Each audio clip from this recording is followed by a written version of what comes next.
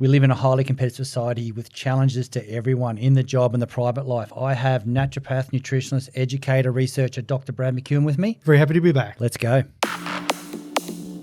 Welcome to the Body Science Podcast, bringing you everything you need, want, and should know about health, fitness, nutrition, and training. As always, the information contained in this podcast is for the information purposes only and is not designed to diagnose or be prescriptive to treat, prevent, or manage any injury, disease, or other health-related condition. Today's podcast is brought to you by the revolutionary new Hydroxyburn Sleep RX. This natural therapeutic sleep formula is unlike any other, designed specifically to combat the negative impacts of poor sleep on the mind and body without the common side effects associated with other sleep aids. It combines innovative and clinically researched German ingredients Recoverben and Blue Ness with other safe proven herbs to calm the mind and soothe the nerves, helping you sleep better. How? Via lower levels of stress and anxiety and reduced muscle pain, improving your recovery time and enhancing mood. Sleep better.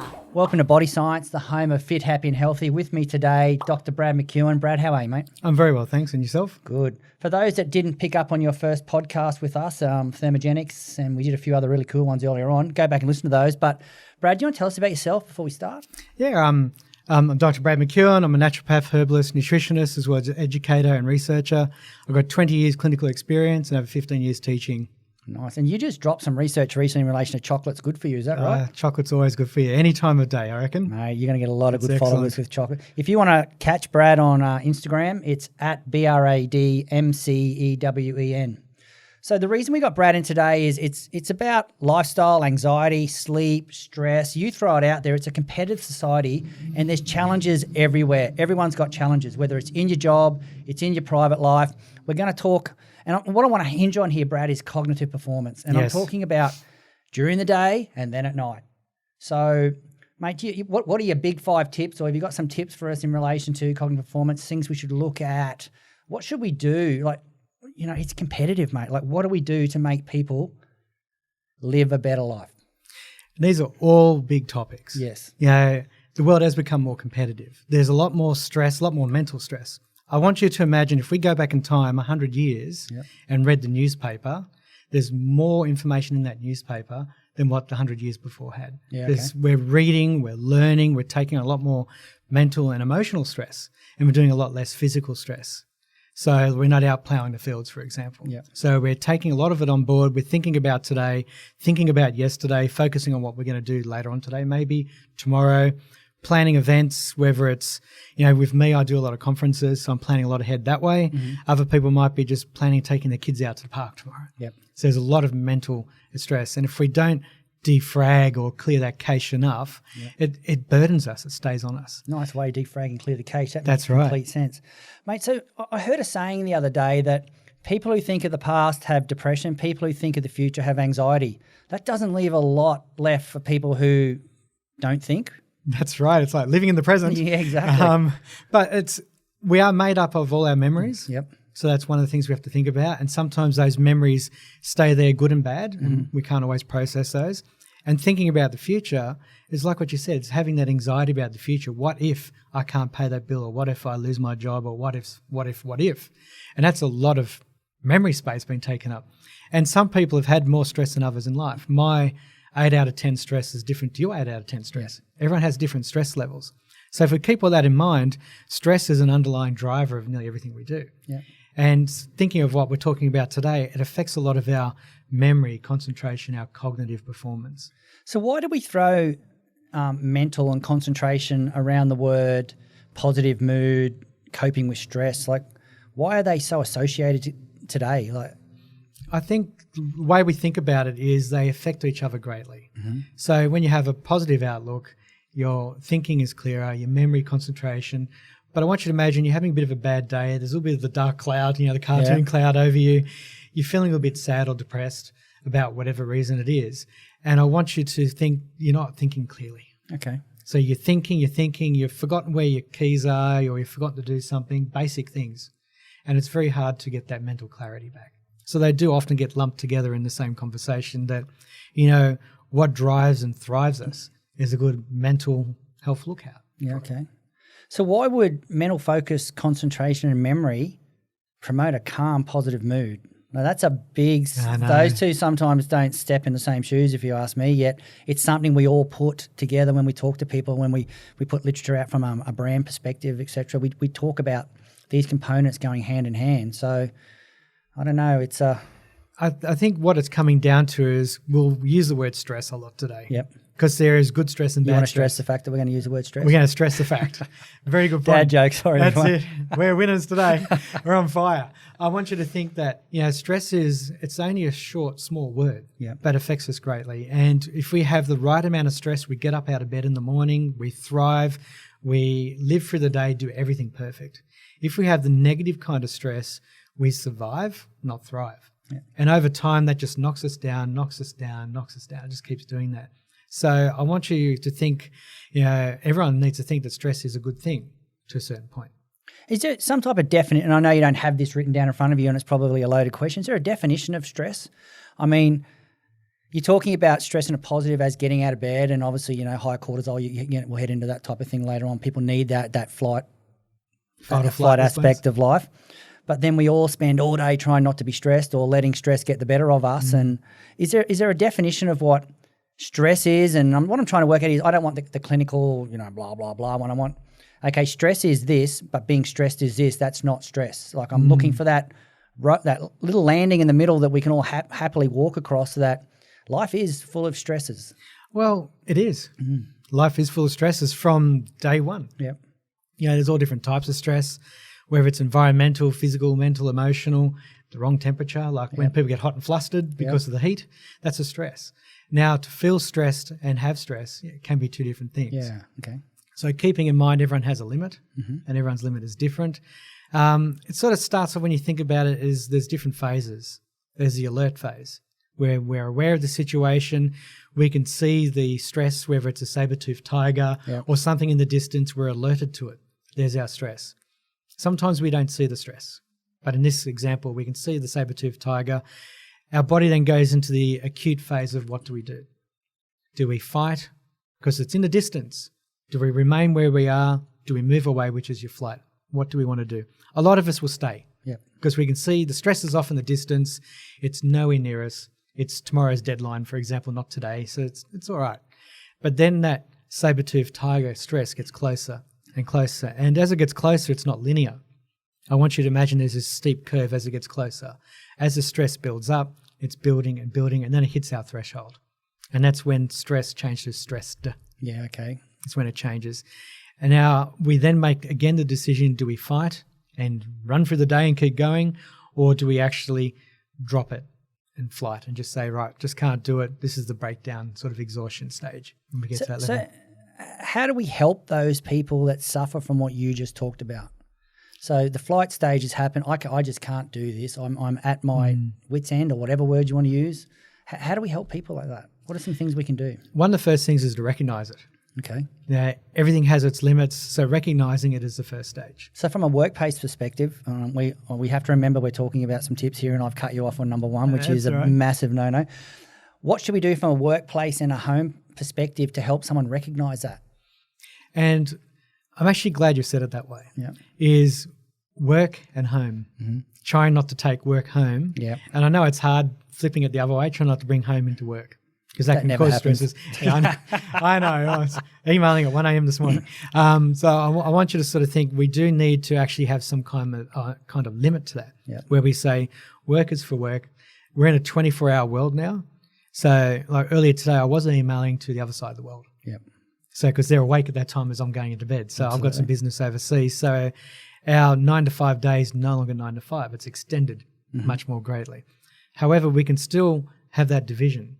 So some people turn around and say, all right, as soon as we have dinner, phone's off, not at the table. And then for half an hour, you can check emails or whatever afterwards. But we still have our home time.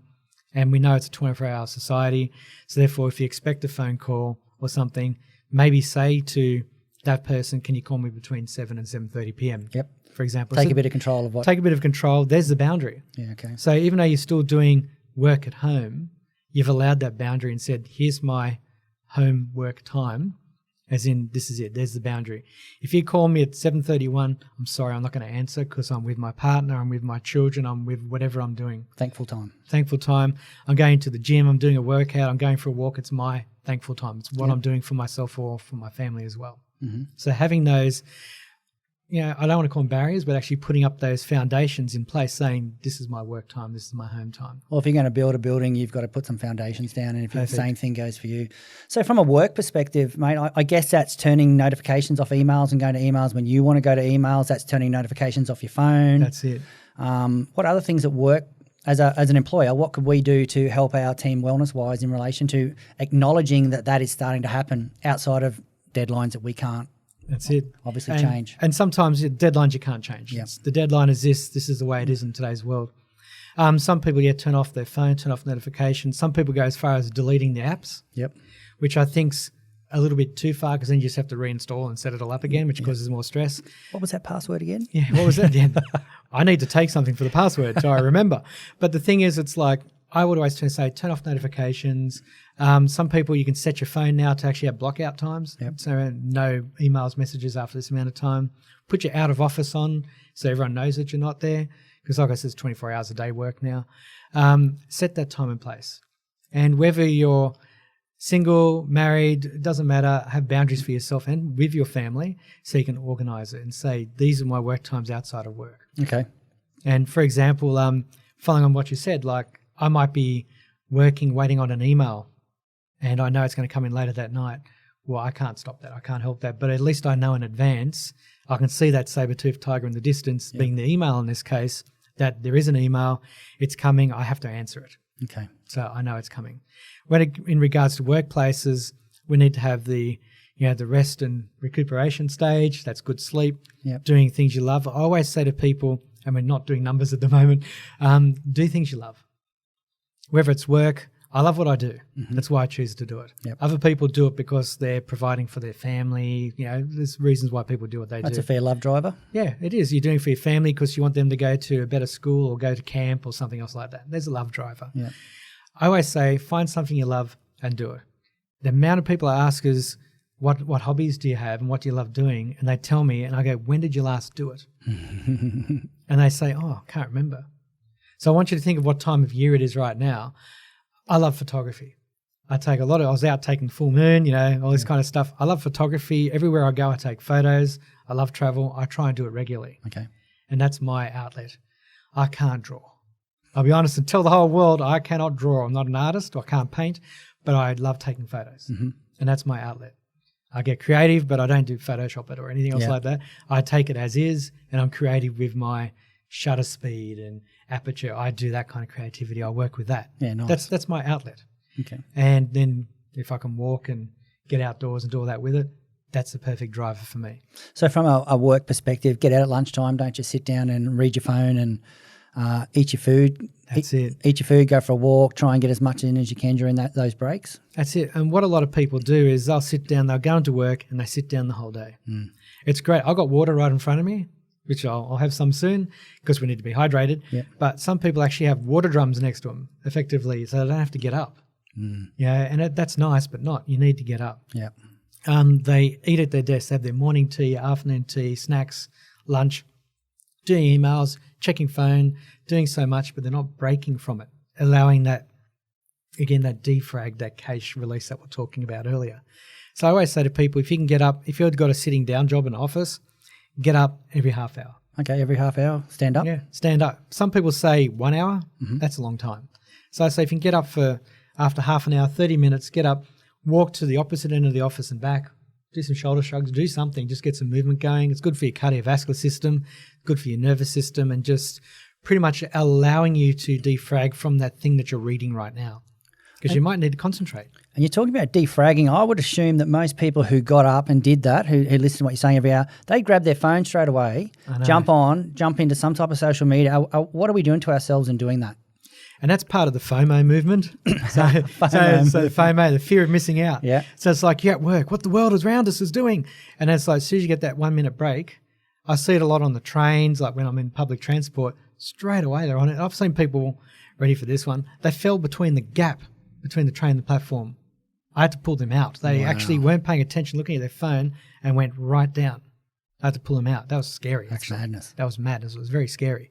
The person freaked out too, because Look it's up, like, people. Look up. look up at the world around you. So it's like, that's okay. Go and have your minute break where you walk around, but don't grab your phone or whatever you need to do. That can wait till later. Yeah. Get up and go for your walk. Go to the other end of the office. Sit back down. Now you can focus on that email that's very intense that you need to read. Mm-hmm. So I've got the example of the laptop sitting here, sort of, using this as a tool to accentuate what I'm talking about. Yes. So I could be looking at email now, working on it, and then the intensity of the workload on that can actually lower your intensity of work because it's drawing you in. It's taking too much energetics out of you, causing you more stress. And you lose your focus, your drive, your clarity. You get up, go for a 30-second, go down there, come back, grab some water, grab some coffee or tea or whatever your thing is. Do that. Maybe even some of the stuff in front of us here. And, relax for that moment. It allows for that clarity. Then you go back to that email and you go, oh, that's the answer I needed. I need to X, Y, and Z. Yeah. And that's the thing. It's a short, quick break, allows the body to reset, recharge. And like I said earlier, it's actually very good for your cardiovascular system because people who sit down a long time at a higher risk of deep vein thrombosis, etc. It's not just on planes and trains, for example. You could be in your office and you're at risk. So you need to get up and move around. There's a lot of good research coming around about movement. So that's it. Keep moving, people. Keep moving. So, mate, let's just say that's really good advice, Dr. Brad, but you live in a bubble. I'm going to get up. I'm going to grab my phone because I'm suffering from FOMO. What do you call it? FOMO. Fear of missing out. Yeah, I'm suffering from FOMO.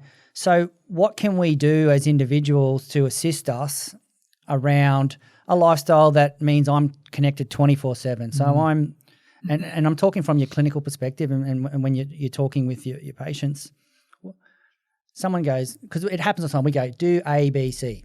Okay. Yep. As soon as I stand up, where's my phone? Grab it, walk straight onto it, Insta. Oh, look what they're doing. Oh, geez, they're in Europe. Oh, geez, they're training. Or I'm missing out. Yeah, I'm missing out. So what can we do as current society to help us? Like to help us along those lines. What can we supplement? What can we plan? What can we do for those people? Like if I said to my kids, you can't have your phone for an hour, they would look at me and go, well, Dad, you're stepping on very dangerous ground there. Ain't happening. I think what it comes a lot down to is the autopilot. Yep. We go from one device to the next to the next. I was reading a study recently, which is funny enough to say. They actually worked out that when you look at photos from the 1950s, you've actually got people sitting on trains like this, reading the newspaper, not looking at the outside world. Now we have our devices doing the same thing. So it's been a trend that's been going for a while, but now it's a lot more electronic. It's changing. Yep. The information being provided to us is nonstop. And if you've got notifications on, Facebook, Instagram, Twitter, work emails, personal emails, tick, tick, tick, it's pinging at you. Yep. And vibrating, it's telling you. Like you're walking along, it vibrates in your pocket, you pull it out, or it's already in your hand. It's an automatic pilot mode. And we have to be very careful of that. So being present in the moment. Like you said, in the past, depression, in the future, anxiety, living in the moment can be hard too. Yeah. Because that is that fear of missing out. It's the activity, it's the being now, the pressure we have. So one of the things we have to have is acknowledging that, removing that autopilot, for example, and focusing on the now, focusing on the moment. Then we look at our foundations or fundamentals, going for the walk, proper hydration, and one of the main things people forget, which is very easy, is proper nutrition. If you have good quality nutrition, you are already one step ahead. So what type of foods should we be eating for focus? One of the main ones I do find very useful is nuts and seeds. Okay. It's very easy. Each day I have a different, I suppose, packet of them. So at home I've got all these different containers, all the different nuts and seeds, and I literally have one that's probably about that high and wide, and I'll just go and pick up sort of small handfuls of each. Yep. So I might have almonds, Brazil nuts, cashews, walnuts, sesame and pumpkin seeds today. Tomorrow I might have the same ones but different amounts of each because it's random selection. Mm-hmm. And with that I'm getting my vitamins, minerals, essential fatty acids, massive good qualities of protein. And which parts of those vitamins and essential fatty acids are actually doing us a favour we're looking for? So I'm always looking at vitamin B6, zinc and magnesium. They have so many functions in the body. Enzymes, neurotransmitters, balancing hormone levels, cellular energy. For those taking omega-3 supplements, if you have that combination of zinc, magnesium, B6, the trio, if you take those together, you're going to metabolize the omega-3 better. Or if you have flaxseed, which has got omega-3, 6 and 9 in it. And when you say metabolize your omega-3s better, what do you mean? Technically, there's a couple of pathways. One of them is called delta-5 desaturase and one's delta-6 desaturase. And I want you to imagine, as a technical thing, desaturase means it takes something away. D, it's removing. And when it changes the omega component, it's making it more bioavailable in the body for it to be used. And if you have a deficiency in those nutrients, zinc, magnesium, B6, you don't effectively metabolize or use the essential fatty acids properly, such as omega-3. So if you've got a deficiency, you're not going to use them correctly. That's correct. So how do we step around that? Again, looking at diet, having a good diet review, speaking to a qualified nutritionist is a good way around it, or dietitian. They'll go for your diet now, check all your vitamin, mineral, protein counts, etc. And there's nutritional programs that do that for you. And then they can see where your deficiencies are. And sometimes we need to supplement because the person may be heavily deficient, running on empty. I want you to imagine that happens a lot more than you think, where a person's running on empty, and what we need to do is make sure that we replenish that system. And sometimes a handful of nuts and seeds is not as easy to do as a handful of nuts and seeds. So nuts and seeds, mate, that's an interesting one because I was talking to you earlier and you told me a Brazil nut's not a Brazil nut. That's it. So what does that mean? I always turn around, Australia has some of the oldest soils in the world. It's just because of the land. So I always say to people, when you're looking for Brazil nuts, look from Brazil. Okay. So they're not called Queensland nuts, so to say. Yeah, nice. It's a bit of an in-joke there. So you look for Brazil nuts from Brazil. Certain foods come from certain places in the world. I know we're not talking about it, but psyllium, for example, is found in India. So you can really only get it from there. So certain areas grow foods better. There's different herbs that are grown in different places in the world. There's one called Sibelia sage. It's grown near Oxford University in the big paddocks out there. That has different constituents compared to the rest of England or even Australia. So that can play a very big role where something is grown. So always looking for good quality ingredients is in foods, but also supplements. Yeah. I know for a fact the blueness that we source from Germany comes from a little province in Germany, and it's got some pretty cool aspects to it. And obviously we use blueness in our stress products. Yes. So our daytime stress and our nighttime stress product. So why is something like where an ingredient's grown so important? It comes down to everything is made up of, I'll say, chemicals. It's probably the best way. We'll talk chemistry for a second, everyone. Our body's made up of chemicals, the soil, the plants, everything we eat, whether you're meatitarian or vegetarian, everything's made of chemicals. And then if we break it down, that can be then metabolized with different nutrients, etc. And if you think of whether it's Oxford or whether it's a little province in Germany, a little place like that, the soil content's different. It has different mineral levels, the soils are made up of just different constituents, and that gets taken up by the plant. So you can have the same herb grown in two different places and have similar constituents, but one would be more for memory, stress and focus, and the other one may work more, let's go something different, hormones. But they'll both do the same thing, just the focus on the plant is different. And, your example of blueness is a good one to work with. So let's talk about blueness for a second. It's been in quite a few human studies. Yes. I'm not sure if you've read those, but it's about calm, positive modes, ability to cope with stress. Even talks about age-related cognitive impairment, which probably a lot of people who are here listening to us don't care about now, but we are all wired 24/7. I remember middle age is 25, so there you go. Biochemically speaking. So, mate, why would a brand like Blueness go on about certain aspects of their extract that make it, they say, it's a better form of lemon balm than what's available in the marketplace due to a few concepts like it's here we go. You're going to ask me to say a word here now. Rosmarinic, is that the right word? Yes, rosmarinic acid. Yeah, there you go. See, I'm not an expert in that area, so... Remember, to sound technical, we have to use really difficult words. Yeah, that's why I bring you in, because you are technical. I'm just here to make sure the show keeps going on. Awesome. So, mate, what's the go with, like, for example, that's one of the things they harp on. I'm talking about ingredients in general here, but Blueness harp on that. Why is, obviously that comes from a certain little province in Germany, and that's obviously why they grow it there, because it's naturally going to That's enhance the it's extract? naturally enhanced. It hasn't had anything done to it. Yeah. And that's the difference that you'll notice with some products. It hasn't been enhanced. So I want you to think that lemon balm has been used for over 2,000 years. Mm-hmm. It's been used for stress, anxiety, memory, concentration, and just good for digestive health. For people who get the butterflies in the stomach, that kind of stress as well. And then because it's grown in a certain area, that soil content and the plant content has a higher level of that active constituent. So I want you to imagine everything has chemicals in there, as I was saying earlier, but in this case, it has a higher level of this rosmarinic acid. Yep. And that's the constituent that seems to be doing the extra cognitive benefits. Now, age-related cognitive decline, jumping back to your statement there, that's something that a lot of us young folk aren't worrying too much about right now. But society is getting older. If you look at the aging demographic, there's a lot more 70-year-olds and 80-year-olds now compared to 100 years ago, for example. We're living longer, hopefully healthier, in some cases not, because of various different chronic diseases. So the benefit of having a supplement with Blue Ness in it is that it's able to improve our cognitive ability, our memory, concentration, focus, and overall drive, because you can think clearer, allowing us to get through our twilight years a lot easier. So dumbing this down for people like myself out there, why does lemon balm help you with that? Like what is it about that extract? What is it about this herb that people who actually take the product go, I just love it, I'm in? Like, why? And that's a tricky thing. It has many different pathways that it works on, and some of them we just don't know yet. Okay. There's always that with research that we're aiming to find out the reason why. Yep. One of them, it has this effect with the neurotransmitters and hormones, which has that anxiolytic or anti-anxiety effect. So it allows us to sort of, calm down that little bit. It won't dope us out or make us feel groggy or anything. Yep. It just calms us down a little bit so we can maintain our focus. Another area it works with is GABA.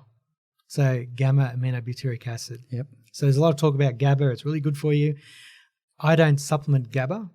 I use herbs and nutrients that allow our body to produce it more effectively and regulate it, so you get a better result rather And than that's a better result. much better than getting a high Yeah. that then drops very quickly Yeah. by taking the product.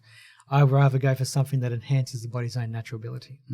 And I want you to think about GABA. It's quite interesting the way how it works in the body. It allows you to think more clearer and allows you the time to do so. So on one side, it's the accelerator, allowing us to think clearly, but it's the brake. So children tend to have a higher level of GABA naturally because they're learning the alphabet and mathematics and the world around them, and they're learning. Their capacity to learn is very high because it has this GABA effect where we say that they look like they've got all the time in the world, because in their brain biochemistry they do. Okay. They're taking everything on, learning about the world and the world around them. As we get older, it naturally declines. And some people it declines more so. And then that's when they get more issues with their memory, concentration, and focus. They can't remember they just put their keys like a minute ago. Yeah, okay. Because of different stress levels. But other people might be work commitments, they forget a meeting, like little things that we just turn around and think, is that really a big issue? Well, yes, it is. And is forgetfulness a massive stress driver? It is. Yeah. So a lot of us pride ourselves on memory and being able to remember things, and with work stuff to really focus on it. And, forgetting someone's name that you've known for a while, that's a huge stress. Or remember that person from such and such. That just meant nothing to me. If someone said that to me, I'd be thinking, no, sorry, I don't know that person from such and such. Yeah. And that causes more stress. So it's a very big stress driver, our memory and focus, and just forgetfulness. It's a big issue. That's interesting. I didn't realise that children had higher GABA levels. Yeah, it is, and it allows them to really learn and take on things. And So why do we lose it? I don't know. Some of us don't learn from our lessons, so we should probably have more GABA in the system. They keep making the same mistakes. But it just, the way I'm thinking with the way how the body works is we hit that age of 21 to 25 where our body's now set. It's hitting the peak, your peak bone mass, your muscle mass, like everything's sort of getting to that stage now. Your brain has matured. Everything's got to that point where it's like, here you go. You got everything you need in life. Now go ahead. You should have learnt your lessons by now. Okay.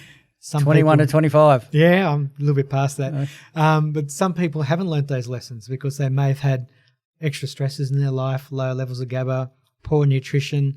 They may have lived in a home with, violence or not poor nutrition, for example. Schooling may have been due to sickness, they might have been able to attend. So there's all these little factors we have to think about. And it's sort of putting a bit of a dullness on our conversation, but they're the things that people have in the world. Mm-hmm. And then how can we improve that? You know, living in the past with the depression side, you said, people can travel their whole life with that. But can we not necessarily move on, but can we do something about it? Yep. And the answer is yes. Nice. So, mate, you're basically, to summarise where we're at the moment, we wake up with stress, and that's good. Yeah. We get stressed when we go to work. We need to have a management plan in place for that, whether it's decreasing the FOMO levels, stopping the notifications, possibly looking at having the right midday snacks and, your nuts and your seeds you mentioned. Watching out for the chippy chips and carby carbs. So they're not helping us? No, because they give us that quick high. They taste good though, mate. I do. I love it myself. They do give you that quick high, but then you get that quick drop. Mm-hmm. So if you maintain your blood glucose levels, think of chromium, magnesium as well. Yep. But if you maintain that, you maintain the energetics to the brain, allow it to go through. Okay. So you mentioned earlier having a coffee or a lemon balm, or as we make a product. I hear I'm going to product drop, guys, everyone. I'm sorry, but Hydroxyburn Clinical has that 300 milligrams, which is what the research says does the good things. Yes. Why would we have a potentially calming agent like blueness with a potentially aggressive caffeine, and feel free to knock me down when I say that because everyone handles caffeine differently. That's true. Along with some B vitamins, etc. One of the things we have to think about is the way how the body works. It likes balance. Mm-hmm. Technical word is homeostasis. Yep. It likes the balance. And by combining different things together in a formula, and I want you to think of, you got activators and calmers kind of thing. By putting them together, some people think, isn't that contradictory? Mm-hmm. That doesn't make sense. But now think about how the way the body works. It's maintaining balance all the time. Blood glucose drops, it releases a bit of glycogen. Blood glucose goes up, it brings it back. Like it's continuously, that's just one example, it's continuously rebalancing things. Sometimes you actually need to provide nutrients, vitamins, minerals, amino acids, herbal medicines, etc., at different times of the day to allow the body to work it out. In some cases, it might be the beginning of the day. I've had some patients where, you can give them B vitamins at night and everyone will go, oh no, that's really bad, it'll keep you awake. No, it doesn't. Mm-hmm. That's one example of someone keeping them awake. It doesn't always keep you awake because it depends on the person's balance. Everyone's individual. So keeping that in mind, if we're going to do a blueness in the morning, which is going to have that nice, calming, but memory, concentration, focus and drive. Which is what we're doing at work. Yeah. Adding in the extra nutrients to help fortify and strengthen that effect, that then allows you to get through the day, and towards the end, the body will start calming you down naturally because the body knows that it's a day-night sequence. Yep. Most of the time during the day, we're active, we're awake, we're moving around, and it's like Benjamin Franklin, etc. As soon as it hits nighttime, you rest and you've already done your play. Yep. Rest and recuperate. Yep. So, and by doing it this way, it allows the body to naturally work through the processes. So it might sound contradictory, but it works. It balances things out, biochemistry, hormones, neurotransmitters, etc. And by doing it, it balances the flow. Okay, so from a brand perspective, here at Body Science, if I can talk about us for a second, with our Hydroxyburn Clinical, we're talking about giving focus and energy in the morning, like we say, have that clinical, when you hit work type time, good time to have that. It is, very much. I'd even advise, like for breakfast, for example, take it with breakfast, and by the time you get to work, you're in that phase. It's already being absorbed into the system and it's starting to process. Okay, nice. So that gears you up during the day so that you can actually create a platform to have natural sleep. Would I be using the correct words there? You are. And the thing to remember is that priming, if I can use priming, the word priming, better word, yeah. The priming of the body and mind, body, spirit, if we can go that far, for the whole day allows us then to focus into the night. Mm-hmm. Because one thing we do think about, we get home from work, what have we done today? What can we do tomorrow? It's like really quick, really hard. We lose our focus, which causes more stress. Dinner, kids, training, catching up with people, checking emails, like we mentioned earlier, doing some work stuff at home. But then we're not focusing clearly on going to sleep. Yep. It's literally as if we have to say, It's sleep time now Yeah, okay. to the body to put us into that mode. And if the body's not focused, you're going to get what people call the monkey mind. Yeah. It's a monkey mind. It's razzle dazzle. It's all over the place. It's like everything's firing off at the wrong time. Mm-hmm. And remember the old days, they'd say count sheep. Yes. It doesn't work. Mm-hmm. With my mind, I'm going, there's 1 sheep, 2, add 10 now, -2. Like it's really active the way my brain works. Yeah. That does not help me at all. Okay. So you're reactivating things. But it's still that need to focus to say, we're heading towards the end of the day. We need to defrag the hard drive of the brain, clear the cache, focus on family and friends and everything else that we just said, and actually allowing ourselves to go into that relaxation mode. And is that an important way to sleep? Like, what's the issues with dropping, and I know there is a time and a place for prescribed sleeping pills, etc. Like I travel, I use them on planes and something, but what is the long-term goal here for people with sleep? I mean, we're talking FOMO, we're pretty well much hitting the gym and the industry that we play in. Then we're probably having something to eat that's meal prepped or prepared, may or may not be done. And then we're going to sit down and we're going to jump on Insta and have a look at what the world's doing, maybe catch some TV, but we're sitting there wired. So what should the fitness industry, that's probably a bad way. It's a big one, though. It's a big one. I hope we can use it. I want to think of like the fitness and health. Yep. So we'll combine. It's big because we're now really finding out how important good sleep is. It's not just the quantity, it's the quality. Mm-hmm. So a lot of research is showing 6 to 9 hours per night, which is 6 to 9. I know. Bring that. Yeah, well, I don't remember my last 6 to 9, but around 6 to 9, and it's of good quality sleep. And that will allow you to actually rest, recover, clear the cache, get you ready for the next day. And I'm not going to muck around here. How does lemon balm and blueness help you get good quality sleep? Well, it allows the body to become calm and relaxed. Mm-hmm. It allows you to process and think about the day because you've got that better focus and clear the mind or the monkey mind of things that are bothering you. So everyone has something that bothers them. Yes. Honestly. We can all agree in podcast land that everyone has something that's bothering them right now as we're talking. There's something on your mind. By maintaining that focus and clarity, you can actually process it better and say, should I really be thinking of that? You know how they say a problem halved is a problem solved? Yep. Whose problem was it? Yeah. Are you taking on someone else's problem, halving theirs, and you taking it on? That's a big thing. Yep. So we have to turn around and say, what is bothering us right now? And if we're not focused, we don't have the clarity, we take that into tomorrow and the next day and the next day. And then that snowball, steamroller effect starts happening. Like in the cartoons, the cartoon character gets wiped out. Absolutely, yep. That's what happens. And where do we go? We get put into bed. We don't go to bed. We get put into bed because we're so exhausted and stressed, we can't get up. Yep. And then the body makes us rest and recuperate. You get sick. It might be a cold or a flu or just total exhaustion, but the body makes you do that. And then you're out for the count. And you really need your good quality nutrients and everything to restabilize the body, get you up and running again. I've seen so many patients, I'll use the phrase crash and burn, because they're not looking after themselves. They're looking after everyone else, but not really taking the time to say, hey, I need to look after myself so I can look after others. It's a big deal. Like, I don't have kids, for example, but if I did, I want to be able to play and do everything with them, not burn myself out so I couldn't. Okay. We need to recover. And if we're taking something that bombs us at night and knocks us out, what's the long-term effects of that? It's artificial. So it's like, being whacked on the head with a hammer, you get knocked out and you wake up groggy the next day. Short term, some people do need it because they do need to have that sleep because they're getting to that exhaustion stage. Always consult your doctor and healthcare professional to make sure you're taking the right and doing the right things. Have to say that. Yep. You have to make sure you're doing that right. Could be the wrong thing. Listen to medical advice on that one.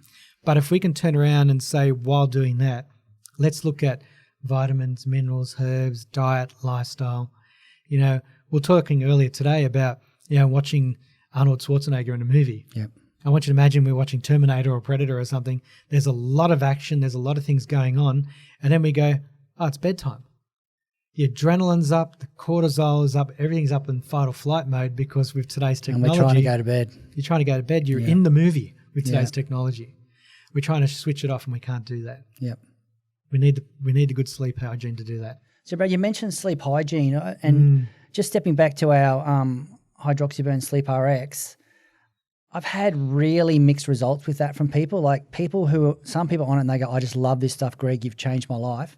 Then I get some people went, nah, didn't make me go to sleep, I'm going back to whatever I was on. So is there a reason from that hygiene, that sleep hygiene point of view and where we want to go, why a product like, what do we got in that? We've got lemon balm, we've got kava, we've got Ziziphus. I hate saying that word. We get some B6 in there as well for the neurotransmitter pathways. Yeah, there's some chromium in there as well. Yep. Should have those things in front of me next time I go down this path of talking. But so why would some people love this product and some people go, I'm not sure if it's working, I'm not sure if I should continue taking it. Should they continue taking it if it doesn't put them to sleep or help their sleep hygiene? Like, where are we at with this? Like, we're talking people supplementing sleep.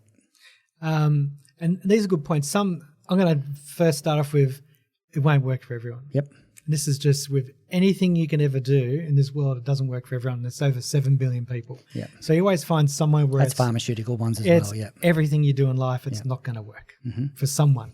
Out of 7 billion, that's one person, for example, or two. Yeah. In this case, what else are they doing in their life? Are they carrying a lot of baggage? Are they carrying a lot of stress? Like, what's actually happening could be affecting it. Yep. I'll give you a different example. They're saying to you, for example, it hasn't really made a difference, but then you can start questioning them. Mm-hmm. Sometimes we forget something that's now better. Okay. Like, I want you to imagine, just say last year you said to me, I've got a sore arm. And I can ask you today, how have you been? Oh, nothing's changed. Yep. And I go, what about your arm? And you'll go, what about it? Mm. You said to me last year you had a sore arm. Oh, no, it's better now. Yeah. Like, you move on. Yes. So sometimes people move on and forget about other health issues because something else has come about. Mm-hmm. In regards to sleep, sometimes it's not the quantity that changes, it's the quality. Okay. So I want you to imagine that 6 to 9, the magical 6 to 9 hours a night. Some people might only still get 6 hours. Okay. So they might have to be up at 6, they go to bed at midnight. It won't change, they can't change it. It's not putting me to sleep. But then I ask, how do you feel when you get up? Mm-hmm. I feel much better. Yeah. Did you wake during the night? No, I didn't wake. I didn't go up to get a snack or go to the toilet or anything. So they got a deeper sleep. Mm-hmm. So sometimes the hours don't change, which is the quantity, it's the quality of it. Another question I ask people is, do you dream? Or do you remember your dreams? Because everyone dreams. So I ask it 2 different ways. Yep. Do you dream? They'll say no. Okay, that's okay. Well, everyone does. It's our ability to recall it. And one of the best nutrients for everyone out there in podcast land is vitamin B6. Okay. It allows us to recall our dreams. So when we're vitamin B6 deficient, we don't always recall our dreams. Oh, is that right? So we can up the B6 a little bit. Yep. Depending on what kind of dosage the person needs, might be 25 to 50 milligrams. I'm happy with those doses. You can go a little bit higher, but I normally don't. And that allows the neurotransmitters, the different pathways, serotonin, melatonin, allows them to work effectively to put us into a deeper sleep mode. Mm-hmm. And then the brain defrags, which is dreams. Yep. They show up as dreams and memories and things like that. That's the brain working out the Lego blocks, putting all different things in a different place, or the puzzle. Yes. Removing the monkey mind and fixing the puzzle in that case. And that's quite an exciting thing because you start getting a deeper sleep, you're waking up more refreshed. So talking about deeper sleep, does deeper sleep come from, say I'm someone who has no problem going to sleep but has a baggage of stress that I'm taking to bed with me at night? Am I getting benefit from what's happening during the day with the ability to look at mood status and look at stress and all those things with herbs like lemon balm and blueness? Mm-hmm. Is it better for me to go to sleep with that in my system versus not? I know that's a loaded question because that's a product, but I'm trying to talk about the concept here of having these products and sleeping versus taking that to sleep with you. Like during the day when you take hydroxyburn clinical, you feel better. Like it's straight up, I get that all day long. So at night, I'm closed my eyes, I've gone to sleep, and say something, it didn't work, it didn't do this, but my watch says I slept deeper, da-da-da. That's it. Because there's a lot of that data available now. Yeah, is that watch data and I'm trying to ask you as an expert, sorry, I'm not sure if you're a sleep expert, I never actually asked you that, but I'm going to assume you're sitting there, you must be good at most things, like everyone does, computer guy can fix everything on a computer. Is it important to have no stress when my eyes are shut and being asleep? Short answer, yes. Mm-hmm. It is important. The thing to remember is, going back to everyone is different, and focusing on the 24 hours. So looking at the blue nest, for example, Recoverben, Ziziphus, all the herbal medicines, etc., we're allowing the body to cope better. Okay. We're allowing the mind to cope better. So by using these mechanisms, whether they're modifying cortisol, which we'll talk about later, whether it's modifying serotonin, melatonin, the M1 receptors, that word's always hard, and mescarineric. Yeah. We like our technical terms. Glad you said that, not me. Acetylcholine pathways, which is our cognition, memory, concentration. Acetylcholine, I want you to imagine, is like a spark plug effect. It allows the communication to get across easier. Yep. When we think slower, the acetylcholine's running slower, as an example. Can we upregulate that? The answer is yes, with certain herbs and nutrients. Can we rebalance it out? Yes. So what we're doing, we're supplementing the body with what it needs most. And can we do that every day? The answer is yes. Some people might go on a product for 4 weeks just to get the cycle up and running again. Yeah. They improve, they feel better, and in some circumstances, 4 weeks is enough. They're good. But then they might have a relapse or a stress or something else later, and they can go on it. A lot of supplements these days, when they've been formulated and designed, are meant to be short and or long term. Because it depends on the person. Yep. And we have to keep that in mind. And that's what body science does, for example, when looking through all the research. What can we do to improve the health of the person more beneficially? Yep. You know, mental, physical, and emotional. And that's the combination of herbs and nutrients that are in your formulas and how they work. Is this something that we can take at the beginning of the day, like clinical, for example, that will get us through the day? Because our stress levels are so high, we're really stressed, but we have to work because we're thinking of our family or whatever we need to do, but we need to get through that day. So when someone says, oh, it didn't work, I then ask them, well, how was your day? Yeah. It's a loaded, unloaded question. Yeah. It's like, how was your day? And they think, you can watch them, you can see the wheels turning. It's like, I got more done, actually. Yeah, okay. I didn't feel as stressed. I had a work email that would have stirred me up in the past. Now it hasn't. You know, they start giving you those answers. I had a Monday morning meeting with a boss that we don't get along, and it was perfect because my stress levels were down. I was able to present better, and now I've worked out my anxiety going into the meeting is why my boss and I didn't connect, because I was over anxious seeing something that wasn't there. Yes. It wasn't there. But my stress overtook me, and I was fighting and flighting with the saber-toothed tiger at the exact same time. Same time. And it was burning me out. And that's an example of a patient. Okay. They came and saw me 2 months ago. And they've been taking their herbs and nutrients, awesome results, I'm very happy. So if we can do that during the day and then flick the switch for the night and allow the body to calm, relax, recuperate, rebuild, all these technical sort of things that we think about biochemically and reduce them to those words, it's simple than you think. We're building the body up to respond in a way for stress during the day and to work with the stress we have at night. Nice. 24-hour approach. Nice. Okay, mate, we've talked for an hour or so now. I think we better turn this off before we get too carried away. Yeah. So top 3 tips without me stopping you this time for better sleep, happiness during the day. That's it. Well, putting it into 3. All right, here we go. So what I'm thinking about is number 1 is chocolate. Yep. You know I love chocolate. Okay. That's always number 1. But making sure you always have time out for yourself. Yes. And that could be like my photography or something else like that. Do something for yourself every day. Look at your nutrition. Have high-quality nutrition, nuts and seeds, fruits and vegetables, good quality protein. Physical activity is the main thing. Go for a walk. You don't have to hit the gym too hard. You know what I mean? You don't have to do that. It's good to do that. Yes. Building up your lean muscle mass, etc. That's another podcast. Yep. But I want you to think, just walk things off. Okay. As I always say. And supplement if you need to. Yep. Just to get you to that point and beyond that point. Because we're not looking at just essential nutrition. We're looking at optimum nutrition and health and well-being. Yeah. We want to thrive, not just survive. Nice. That's a great way to end, mate. I can't thank you enough for coming on board again today. No worries, Once again, Dr. Brad McEwen. It's at BRADMCEWEN, the man who published that chocolate is good for you. That's right. I'll always remember you for that, mate. Thanks for everything. Thank you. Today's podcast was brought to you by our partners in Fit, Happy and Healthy, ASN, Nutrition Warehouse, DY Discount Vitamins, Fat Burners Only, Evelyn Faye, Mr. Supplement, or find a retailer online at bodyscience.com.au/retailers.